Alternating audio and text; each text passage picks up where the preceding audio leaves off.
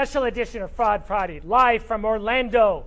Woo. Paul Long, Gesa Credit Union out of Northwest Washington, Seattle. That's right, Seattle area. Okay. Yep. Tonya, Mazurek. You got it right. I know. Woo. Midwest Regional Bank out of Colorado. Okay. You're here at the Coleman Awards. Congratulations. Best podcast of the year for SBA lending. Hey. Thanks. Very good. Absolutely. What I want to talk to you about in this special Fraud Friday is IRS tax fraud. For our audience, why as lenders is that a concern to you? Paul, I'm going to start with you. Specifically, talk to me about business acquisition loans, because that's a very unique niche right now. What are you concerned about in IRS tax fraud in a business acquisition loan? Well, definitely for a business acquisition, 90% of what we do at Gesa is that. And so we want to make sure that the tax returns that we're getting, that are the real core of the underwriting, we want to make sure that that matches what the IRS says. Now, does that happen all the time? I mean, for the most part, I would probably say 95% come back. We do a check, it's good. But sometimes there's differences for sure. Tonya, what have you seen in the field? Oh boy, in the field. What are you most but let me be a little bit more specific. Okay. When you're looking at a transaction, you know your buyer. They've come to you for the loan, but now we have these tax returns from the seller. You don't know them from Adam. What goes through your mind, and what do you do to protect your client, because we don't want them buying a problem business, protecting the bank and protecting the SBA program? What do you do? I mean, we just dig a little bit further. I mean, I'm not going to take things at face value, because oftentimes that's what happens, or that's what they expect that you're going to do. If something looks fishy, I'm digging deeper, right? Especially when it comes to that. I mean, we're obviously, we go and we look as best we can, but I mean, if you're not getting the 4506, you can't really do a tax transcript. Whoa. What's a 4506? I don't know. What is it? Paul. I'm teasing. Of course Really? I'll save you. Well, I know you do.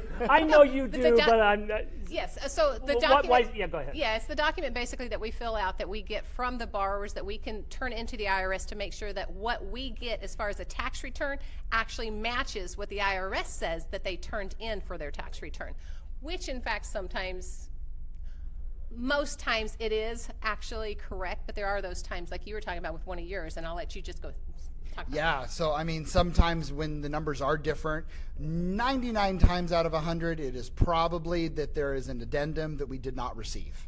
Okay, there's just small little numbers, but sometimes you get no record found.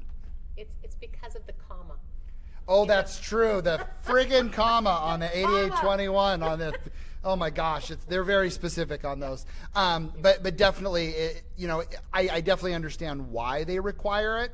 I just think with some of the changes of what's going on with the IRS now, as lenders, I am deathly scared of that process, because we use 8821s, and those are taking 25 to 30 days, and I'm like, it used to be like 3 days.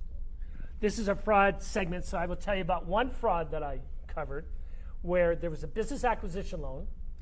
The lender got the borrower's financial statements and tax returns and got the seller's and did the 4506, and everything came back as represented. Lender makes the loan. We're all happy until about 6 months later, the borrower comes back to the lender and said, I can't make the payments anymore. This business isn't what I thought it was. And they're saying, well, why not? Well, you had, say, $5 million in sales. No, we only have $1 million in sales.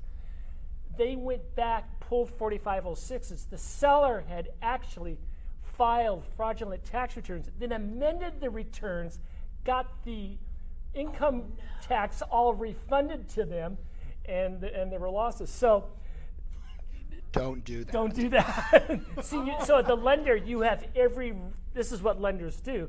You have every right to go through those seller tax returns. And then we're going to finish with this. So Paul and Tonya, what additional things would you look at when you get those tax returns to give you a sense of a warm and fuzzy feeling that this is a legitimate business that I want to finance for my borrower to acquire? Do things make sense? Thank you. and Thank you. I'll- And that's it. That's all you got to say. Yeah, mic drop. Right. Wait. Ditto.